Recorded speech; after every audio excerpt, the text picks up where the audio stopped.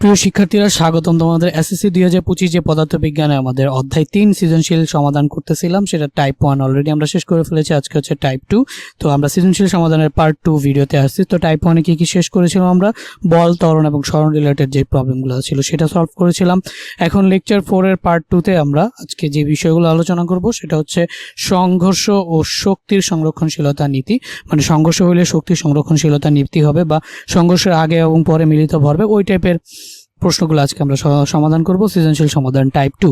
So আজকে দেখো, আজকে কিন্তু হচ্ছে আমাদের রবিবার অনুযায়ী বিকাল 5টা বাজে ফিজিক্স যেই ক্লাসটি আপলোড হওয়ার কথা ছিল সেই ক্লাসটি এখন তোমরা করতেছো। সো আজকে আমার হচ্ছে এক্সাম চলে, এই কারণে আমরা হচ্ছে দ্রুত সৃজনশীলগুলো শেষ করার ট্রাই করব। আর হচ্ছে আমি কথা একটু দ্রুত বলবো, যদি কোনো বুঝতে প্রবলেম হয় একটু ভিডিওটা মনোযোগ দিয়ে দেখার ট্রাই করো, তাহলে বুঝে যাবে। এখানে দেখো, সমভরের দুইটি গাড়ি পরস্পর থেকে 200 মিটার দূর থেকে 15 মিটার পার সেকেন্ড ও 20 মিটার পার সেকেন্ড বেগে অগ্রসর হয়ে একটি নির্দিষ্ট সময় পর গাড়ি দুটির মধ্যে সংঘর্ষ হলো। ঠিক আছে, তাহলে একটি অগ্রসর হয়ে একটি নির্দিষ্ট সময় পরে গাড়ি দুটির মধ্যে সংঘর্ষ হলো। তো আমরা হচ্ছে এটা একটু পরেই করতেছি। আগে ক নাম্বারটা দেখো, ঘর্ষণ কাকে বলে? যখন কোনো বস্তু অপর একটি বস্তুর মধ্যে দিয়ে চলতে চায় বা চলে, তখন বস্তু দুইটার এই যে স্পর্শ তলে গতির বিপরীতে যে বাধার সৃষ্টি হয় না, এই গতির বিপরীতে যে বাধার সৃষ্টি হয় সেটাকে ঘর্ষণ বলে। একটি ক্রিকেট বলকে ব্যাট দ্বারা আঘাত করলে অনেক সময় ছক্কায় পরিণত হয় কেন? আচ্ছা, খুব অল্প সময়ে যে বড় মানের বল যে কাজ করে, মানে খুব অল্প সময় খুব বড় মানের যে বলটা কাজ করে সেটাকে আমরা কি বলি বলতো? সেটাকে আমরা বলি হচ্ছে ঘাত বল। মানে খুব অল্প সময়ে খুব বড় মানের যে বলটা কাজ করে সেই বলটাকে হচ্ছে আমরা ঘাত বল বলি। তো ক্রিকেট খেলার সময় যদি কখনো তোমার হচ্ছে বলকে আঘাত করা হয় অনেক জোরে, তো সেই মানে এটা একটা অনেক জোরে আঘাত করা হলে সেই বলটাকে আমরা কি বলবো বলতো? ঘাত বল বলবো। তো ক্রিকেট খেলতেছো, খেলার সময় অনেক জোরে একটা বলকে আঘাত করলা, তো ছক্কা হওয়ার জন্য যে সরণ হওয়া উচিত সেই পরিমাণ বল যদি এটা পায়, বা সেই পরিমাণ বেগ যদি এটা পায়, তাহলে কি হয়ে যাবে বলতো? ছক্কা হয়ে যাবে। তখন কিন্তু সবসময় কি ছক্কা হবে না। তাহলে ঠিক ক্রিকেট বলকে ব্যাট দ্বারা আঘাত করলে অনেক সময় ছক্কা হয়, কারণ সব সময় সমানভাবে বল প্রয়োগ করা হয় না এবং সবসময় সমানভাবে প্রাথমিক বেগ বা আদি বেগ থাকে না। সো কোনো একটা বাউন্ডারির বাইরে যাওয়ার জন্য যে পরিমাণ বল পাওয়ার কথা বা যে পরিমাণ আদিবেগ হওয়ার কথা, সেই পরিমাণ আদিবেগ যদি হয়ে যায়, তাহলে আমরা ওই ক্রিকেট বলটাকে আমরা ব্যাট দ্বারা আঘাত করলে দেখবো বাউন্ডারির বাইরে চলে গেছে, যেটাকে আমরা ছক্কা বলতে পারবো। ঠিক আছে, ক খ বুঝলা? আচ্ছা, এটা দিনাজপুর বোর্ড 2024-এর একটা বোর্ড প্রশ্ন ছিল। কত সময় পর তাদের মধ্যে সংঘর্ষ হবে? তাদের মধ্যে সংঘর্ষের সময়টা চাইছে। তো আগে আমরা উদ্দীপক অনুযায়ী একটা চিত্র আঁকবো। আমরা জানি ফিজিক্সের যদি সুযোগ থাকে চিত্র আঁকার, তাহলে সব সময় আমাদের একটা চিত্র আঁকতে হবে। তো কি বলছে? সমভরের দুইটি গাড়ি পরস্পর থেকে 200 মিটার দূর থেকে 15 মিটার ও 20 মিটার পার সেকেন্ড বেগে অগ্রসর হচ্ছে। দেখো তো ভাইয়া, পরস্পর থেকে 200 মিটার দূরে, মানে গাড়ি দুইটা একটা আরেকটা থেকে 200 মিটার দূরে তোমার এত বেগে অগ্রসর হচ্ছে। তাহলে আমাকে বলো তো, পরস্পর 200 মিটার দূরে, তার মানে একটা গাড়ি তার 200 মিটার সামনে আরেকটা গাড়ি, সমভরের দুইটি গাড়ি পরস্পর থেকে 200 মিটার দূরে থেকে 15 মিটার পার সেকেন্ড ও 20 মিটার পার সেকেন্ড বেগে অগ্রসর হয়। তাহলে অগ্রসর হয় মানে কি? একজন আগে আরেকজনের দিকে আগায়, তাই না? সো যেহেতু দুইটা গাড়িই গতিশীল, তাহলে অগ্রসর হয় এই কথাটার মানেই আমরা বুঝলাম যে একটা গাড়ি আরেকটা গাড়ির দিকে আগায়। তাহলে সমভরে দুইটি গাড়ি পরস্পর 200 মিটার দূরে থেকে, তাহলে আমরা গাড়ি দুইটা অঙ্কন করার জন্য ধরো এটা একটা আমাদের গাড়ি। আমরা প্রথম গাড়িটা যদি একটু অঙ্কন করতে চাই, তাহলে ধরো এই যে প্রথম গাড়িটা আমাদের, ধরো এটা হচ্ছে আমাদের প্রথম গাড়িটা। এটা মনে করো সামনের দিকে অগ্রসর হচ্ছে। এটার ভর কত? গাড়িটার ভর হচ্ছে এম ভরের, এন্ড এটার একটা আদিবেগ আছে ইউ, সমান কত বলো তো? 15 মিটার পার সেকেন্ড। এটা হচ্ছে আমাদের প্রথম গাড়ি। তো এই গাড়ি থেকে ঠিক 200 মিটার সামনে, তাহলে এখান থেকে যে এই ডিস্টেন্সটা, এটাকে আমি কি নিলাম বলতো? 200 মিটার। এই গাড়ি থেকে 200 মিটার সামনে এইখানে ধরো আরেকটা গাড়ি আছে। তো এই গাড়িটাকে আমি যদি একটু আঁকি,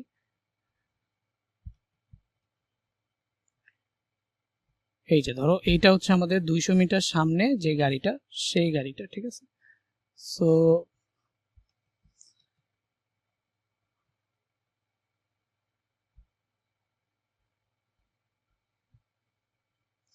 ওকে, সো এটা হচ্ছে কি আমাদের 200 মিটার সামনের গাড়িটা। একটু সুন্দর করে আঁকা যায় কিনা দেখি।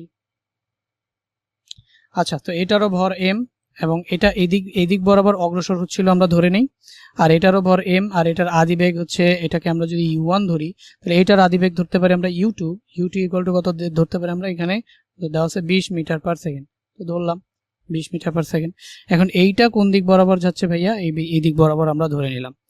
সো মনে রাখবা এখন দুইটা গাড়ি দুই দিক থেকে আসতেছে না, মনে রাখবা যে এই গাড়িটা যেহেতু এইদিকে যাচ্ছে, এই দিকের ডিরেকশনটাকে আমরা যদি প্লাস ধরি, একই সময় দুইটা দিক আমরা ধরতে পারি না। আচ্ছা এটা কি একটা ভেক্টর রাশি না? বেগ একটা ভেক্টর রাশি না? তাহলে বেগের একটা কি আছে বলতো, দিক আছে না? তো এই যে এই গাড়িটার দিকটাকে আমরা ধরছি কোন দিকে বলতো, এই দিকে।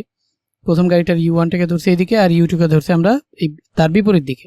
তো এখন আমাকে বলো তুমি যে এই যে দুইটা গাড়ি, সেই দুইটা গাড়ি বিপরীত দিক থেকে আসতেছে, এসে তারপরে হচ্ছে মনে করো এখানে এটা যদি পজিটিভ হয়, তাহলে তুমি একই সাথে দুইটা দিককে পজিটিভটা ধরতে পারো না। তাহলে এটা পজিটিভ দিক হইলে এই দিকটা হবে কি বলতো, নেগেটিভ দিক।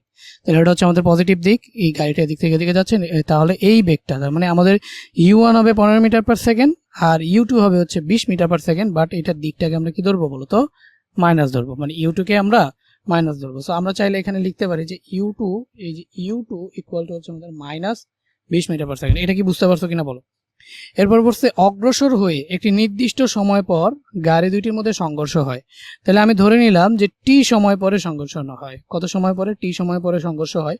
তাহলে টি সময়ে এই গাড়িটা এই দিক বরাবরও গাড়িটা আসবে, আর এই দিক বরাবরও গাড়িটা আসবে। তো আমি ধরে নিলাম যে টি সময় পরে এইরকম ভাবে গিয়ে তোমার হচ্ছে এই পজিশনে গাড়ি দুইটা এসে, আচ্ছা গাড়িকে আমি জাস্ট এখন এরকম গোল করে রাখলাম যাতে টাইম বাঁচে এই জন্য। তো দেখো গাড়ি দুইটা এই পজিশনে এসে, এই যে ধরো এই পজিশনে গাড়ি দুইটা আসার পরে এদের মধ্যে একটা সংঘর্ষ হয়, ঠিক আছে?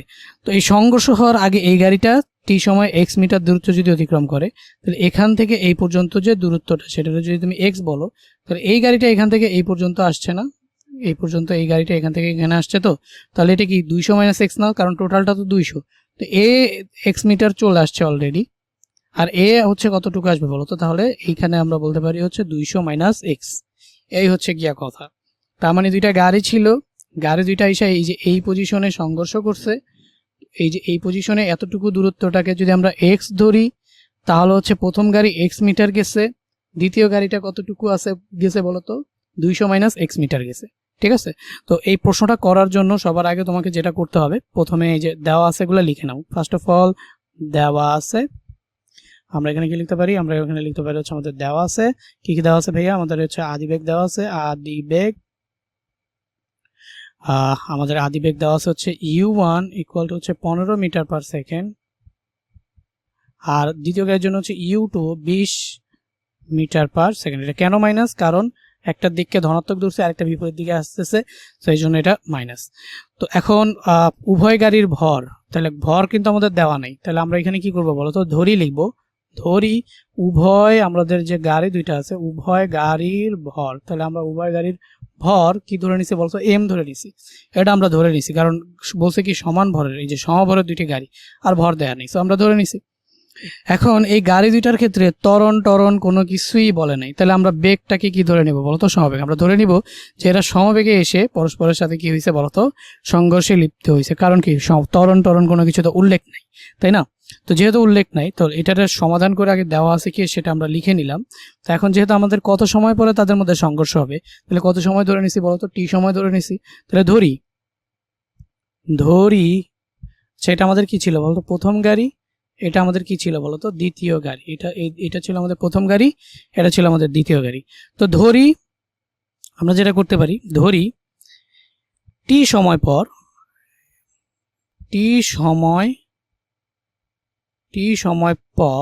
কত মিটার দূরত্বে বলতো, টি সময় পর এক্স মিটার দূরত্বে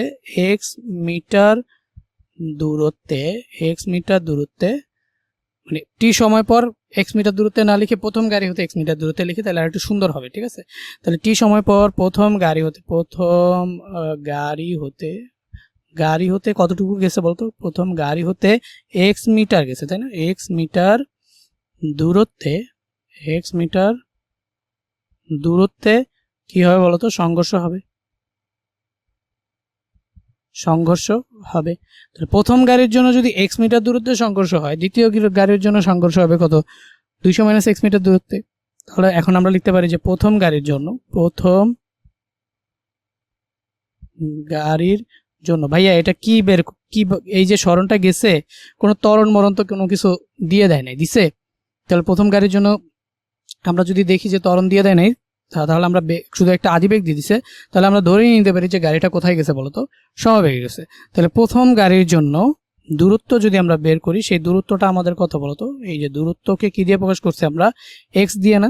তাহলে সমবেগের জন্য দূরত্ব বের করার সূত্র কি? এস ইকুয়াল টু কি ভিটি, তাই না? এক্স ইকুয়াল টু ভিটি। তাহলে এখানে আমাদের দূরত্ব কি? এক্স। এক্স ইকুয়াল টু আমাদের এখানে কি আসবে বলতো? ভি। ভি মানে কি? আদিবেগ। আদিবেগ কত বলো? u1 আর টি তো দুইটার জন্যই সেম। তাহলে প্রথম গাড়ির জন্য আমরা পাইলাম 1 নম্বর সমীকরণে এইটা, ঠিক আছে। এখন যদি আমরা দ্বিতীয় গাড়ির জন্য লিখি, তাহলে দ্বিতীয় গাড়ির জন্য, তাহলে দ্বিতীয় গাড়িও কিভাবে চলছে ধরবো বলো? সমবেগেই চলছে। দ্বিতীয় গাড়ির জন্য আমরা যদি দূরত্ব বের করতে চাই, সেই দূরত্বটা আমরা অলরেডি জানি। প্রথম গাড়ির যদি এক্স মিটার চলে যায়, দুইটা গাড়ির মধ্যে দূরত্ব হচ্ছে 200 মিটার, তাহলে এ যদি এক্স মিটার চলে যায়, তাহলে একে আর বাকি কতটুকু আসতে হবে বলতো? 200 মাইনাস এক্স মিটার। কারণ 200 মিটারের মধ্যে এক্স মিটার তো এই সামনে আইসাই পড়ছে, তাহলে এর জন্য তো এই এক্স মিটার আর যাইতে হইলো না, তাই না, সংঘর্ষ করার জন্য।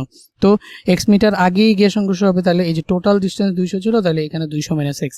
তাহলে দ্বিতীয় গাড়ির জন্য দূরত্ব আমরা এখানে কি করবো বলতো? আমরা জানি দূরত্বটা হচ্ছে 200 minus X, S equal to VT না? তাহলে এস এখানে আমাদের কত? 200 মাইনাস এক্স। আর ভিটি, ভি আমাদের কত হয়? আমাদের ভি হচ্ছে u2, আর টি এর জায়গায় তো টি দুইটার জন্য একই সময় লাগে, কারণ এটা এখান থেকে আসতে যেই সময় লাগে, এটারও এখান থেকে আসতে একই সময় লাগে। So 200 minus X equal to u2 into T. এখন দেখো এখান থেকে এই যে এক্স সমান সমান আবার আমরা u1 টি লিখে দিতে পারি না? তাহলে 200 মাইনাস এই যে u1 ইন্টু আমাদের এই যে কি থাকবে বলতো? u1 ইন্টু থাকবে হচ্ছে আমাদের টি। এই যে u1 ইন্টু টি যদি থাকে, বসা দিলাম এক্স এর জায়গায়, আর এখানে আমাদের হচ্ছে কি থাকলো বলতো? u2 ইন্টু টি।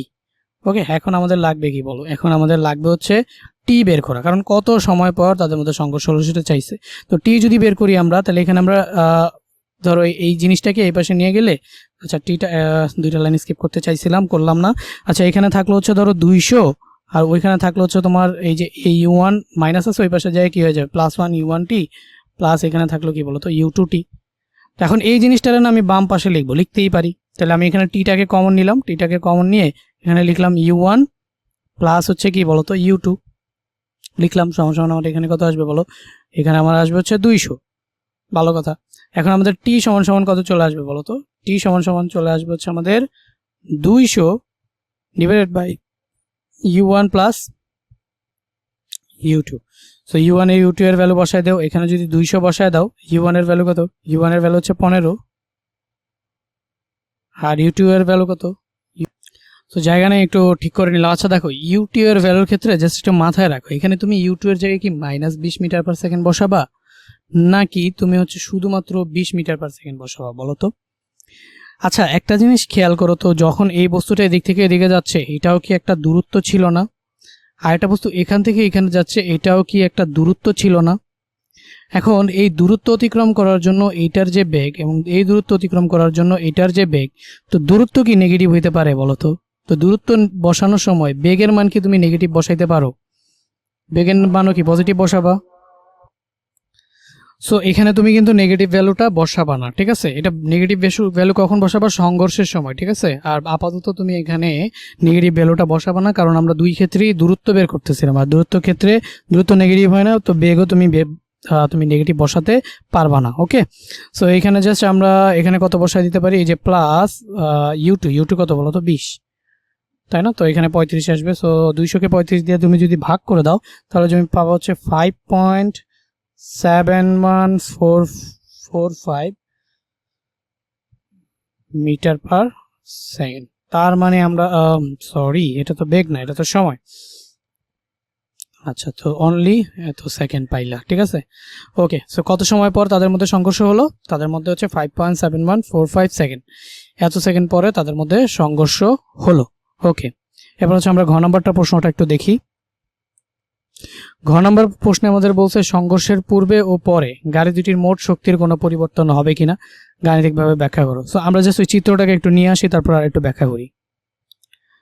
আচ্ছা, তো আমাদের এখানে দেখো সংঘর্ষের পূর্বে ও পরে গাড়ি দুটির মোট শক্তির কোনো পরিবর্তন হবে কিনা। তো ধরে নিলাম আমরা যে এইখানে এসে যে সংঘর্ষ হয়েছিল, তো তো এই যে এই পজিশনে এসে ধরো যে সংঘর্ষ হয়েছিল, সেই সংঘর্ষের পূর্বে এবং পরে গাড়ি দুটির যে মোট শক্তি, সেই শক্তির পরিবর্তন হবে কিনা। আচ্ছা বলো তো, সংঘর্ষের পূর্বে আর পরে শক্তি কি, এই যে শক্তিটা, সেই শক্তিটা কি হিসেবে থাকবে বলো তো?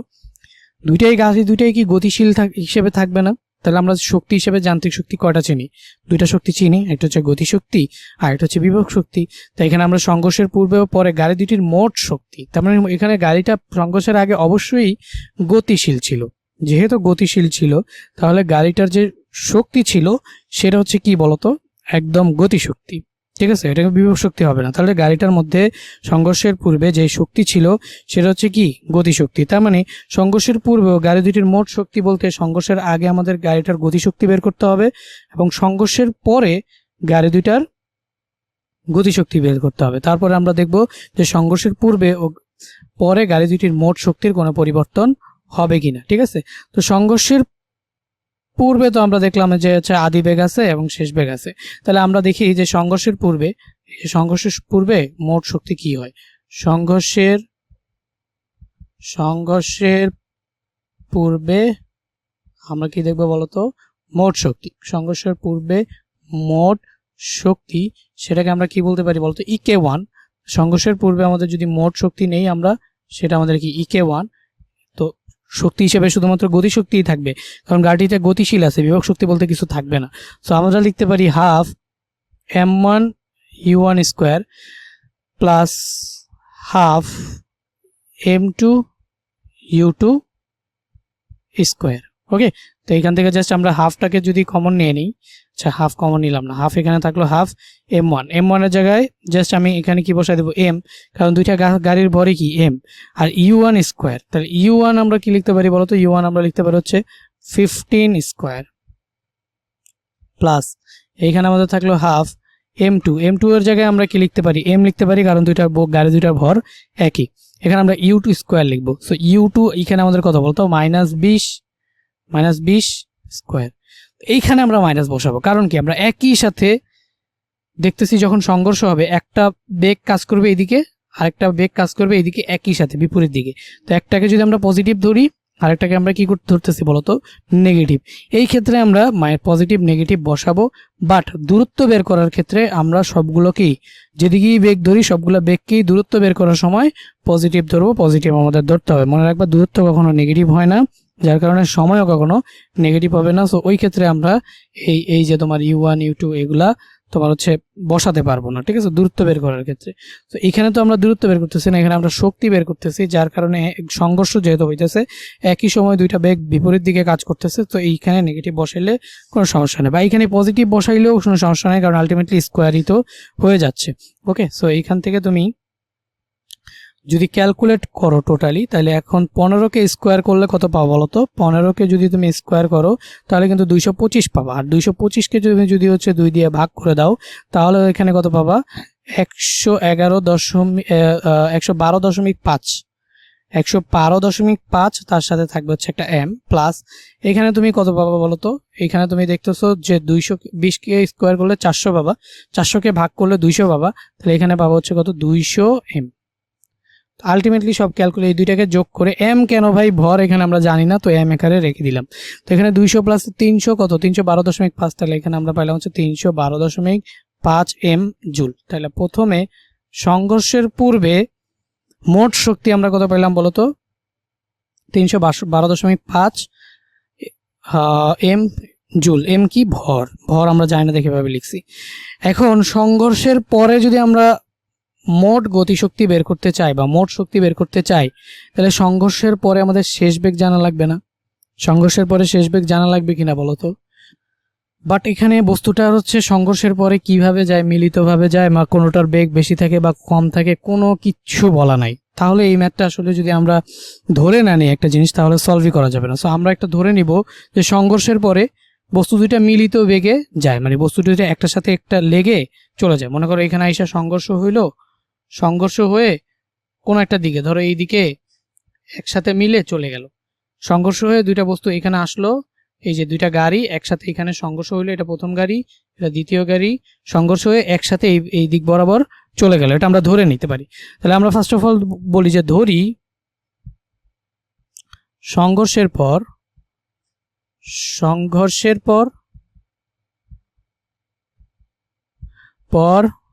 বস্তু দুটি মিলিত বেগে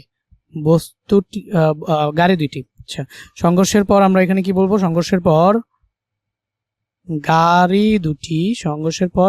দুটি কিভাবে চলে বলতো, ভি মিলিত বেগে। আমরা মিলিত বেগটাকে কি ধরে নিলাম বলতো, ভি মিলিত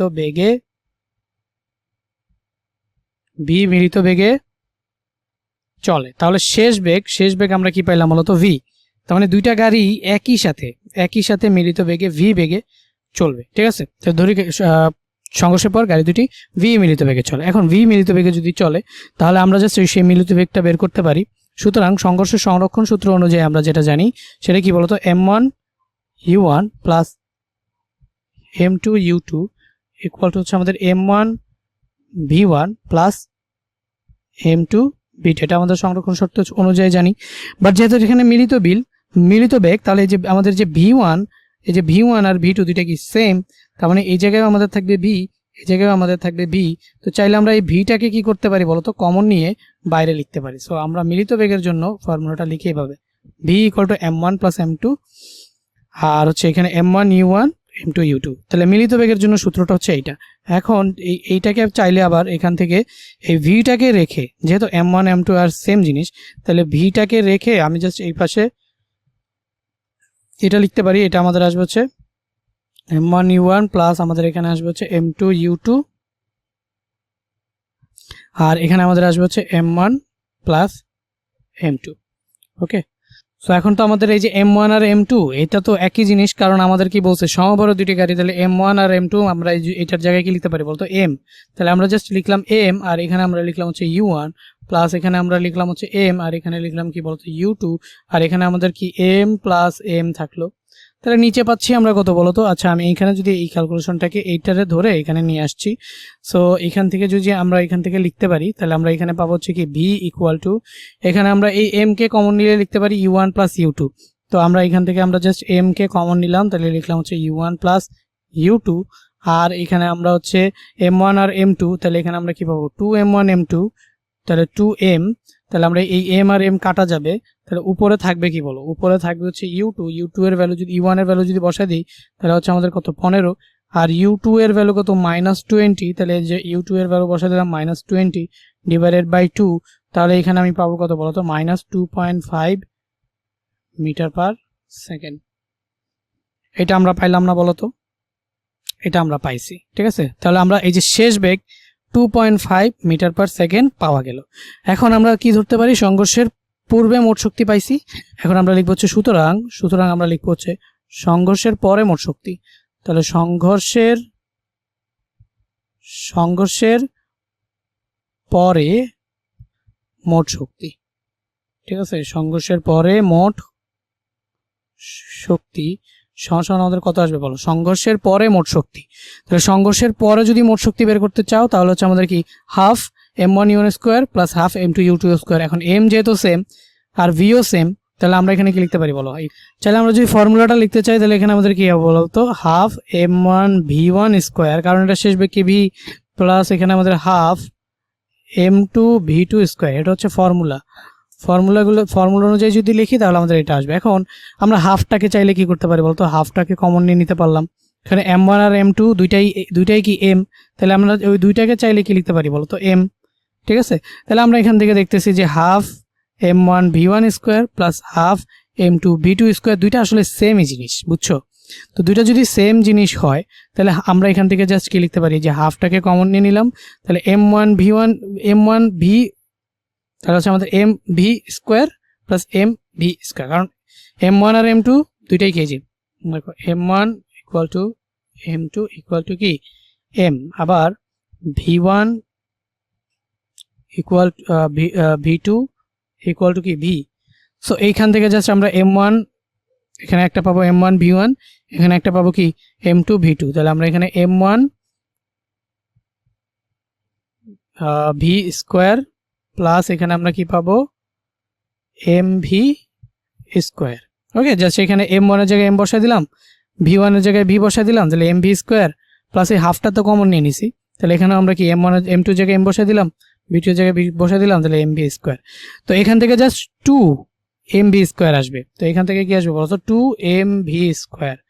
তো এখান থেকে 2 এম ভি স্কোয়ার আসবে, আর আগে থাকতে একটা হাফ ছিল, তাই তো। তো আমরা যদি এখানে লিখি যে আমাদের এই যে হাফ 2 এম ভি স্কোয়ার, এই 2 আর 2 কাটা, তাহলে এখান থেকে আমরা কি পাবো বলতো, এম ভি স্কোয়ার পাবো না শুধুমাত্র, তো এম ভি স্কোয়ার পাবো। এখন এম এর ভ্যালু কত, এম এর ভ্যালু তো আমরা জানি না, তাহলে ভি কত, ভি কত 2.5। তাহলে আমরা যদি 2.5 কে স্কোয়ার করে দেই, 2.5 কে যদি আমরা স্কোয়ার করে দেই, তাহলে আমরা কত পাবো, 2.5 স্কোয়ার, তাহলে আমরা পাবো হচ্ছে 6.25। তাহলে এইখান থেকে আমরা যদি ভি এর ভ্যালুটা বসায় দেই, তাহলে হচ্ছে 6.25 এম পাবো। ওকে, তাহলে দেখো সংঘর্ষের আগে গতিশক্তি ছিল 312 এম, আর সংঘর্ষের পরে গতিশক্তি হচ্ছে 625 এম। তাহলে সংঘর্ষের পূর্বে ও পরে গাড়ি দুটির মোট শক্তির কি কোনো পরিবর্তন হবে? তাহলে আমাদের এই যে সংঘর্ষের আগে গতিশক্তি পাইছি 312.5 এবং সংঘর্ষের পরে পাইছি হচ্ছে 6.25 এম জুল। এটা আমাদের গতিশক্তির একক কি বলতো, গতিশক্তির একক হচ্ছে জুল। ওকে, এখন আমি হচ্ছে জাস্ট কি করতে পারি বলতো, এখান থেকে জাস্ট ছোট্টখানি এইখানে একটুখানি বক্স করে একটা জায়গা নিয়ে বাকিটুকু তোমাদের একটু বুঝিয়ে দিই। বক্স করে ধরো ছোট্ট করে এখানে একটা জায়গা নিয়ে নিলাম। তো সংঘর্ষের পূর্বে আমাদের যে গতিশক্তি ছিল সেটা হচ্ছে 312.5 এম জুল ছিল, আর এখানে আমাদের 6.25 এম জুল। ওকে, এখানে এম কি ছিল, ভর। তো ভর জানি না দেখে ভাবি আমরা লিখছি। এখন দেখো এই সংঘর্ষের পূর্বে পরে গাড়ি দুটি মোট শক্তির কোনো পরিবর্তন, এখন দেখো গতিশক্তি দুইটা কি সেম না, তাহলে শক্তির পরিবর্তন, তো এটাকে আমরা কি বলছি, এটাকে আমরা কি দিয়ে প্রকাশ করতে পারতাম বলতো, এটার ইকে 1 দিয়ে দিছি, তাহলে এটার ইকে 2 দিয়ে প্রকাশ করতে পারতাম।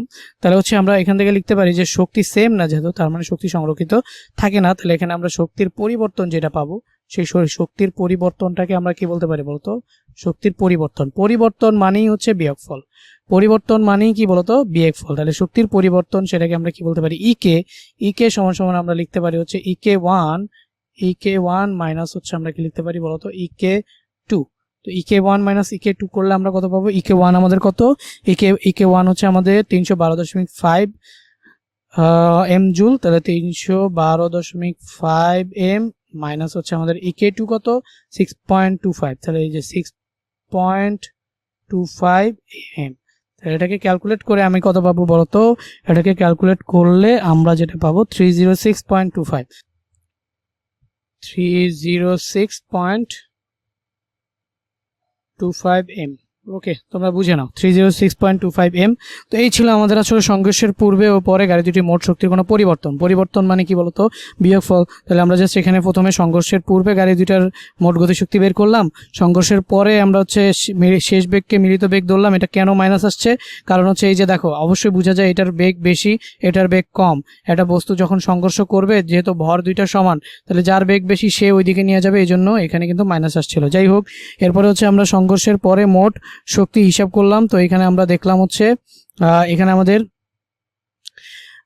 ছিল হচ্ছে হাফ এম, এই যে ফর্মুলা অনুযায়ী শেষ শক্তি হচ্ছে মানে শেষ গতিশক্তি half m1 v1 square plus half m2 v2 square. ঠিক আছে, সো এখানে জাস্ট আমরা হাফটাকে রেখে, যেহেতু m1 v1 একই জিনিস, কারণ কি এই যে m1 আর m1 m2 equal to m আর v1 v2 equal to v, তাহলে আমরা জাস্ট এখানে বসায় দেখলাম যেখানে আমরা mv স্কোয়ার 2 mv স্কোয়ার পাই, 2 কাটা, তাহলে এখানে আমরা পাই হচ্ছে mv স্কোয়ার। বাট এখানে v ছিল নেগেটিভ, যেহেতু স্কোয়ার আছে পজিটিভ নেগেটিভ যাই বসাই, এখানে আমরা এখানে গতিশক্তি পাচ্ছি 6.25 মিটার। তাহলে সে সংঘর্ষের পরের গতিশক্তি হচ্ছে 6.25 মিটার। তাহলে শক্তির পরিবর্তন মানে হচ্ছে কি বলতো, বিয়োগফল মানে কি, এই যে 312.6.25 মানে 306.25 মিটার। মিটার বলতে এখানে m হচ্ছে ভর বোঝায়, তো এই যে 306.25 এম জুল গতিশক্তির কি হবে বলতো, পরিবর্তন হবে, মানে আগে যা ছিল তার থেকে পরিবর্তন হবে কত, 306.25 এম জুল। ওকে, তো এই ছিল তোমাদের হচ্ছে আজকে একটা সৃজনশীল প্রশ্ন। আমার পরীক্ষা দেখে আমি আর সামনে আগাতে পারছি না, এই একটা ক্লাসই করো তোমরা, সামনের ক্লাসে আরো বিস্তারিত সৃজনশীল আমরা কিন্তু এই চ্যাপ্টারের উপর করব। আল্লাহ হাফেজ, সবাই ভালো থাকবে, দেখা হবে পরবর্তী কোনো ভিডিওতে।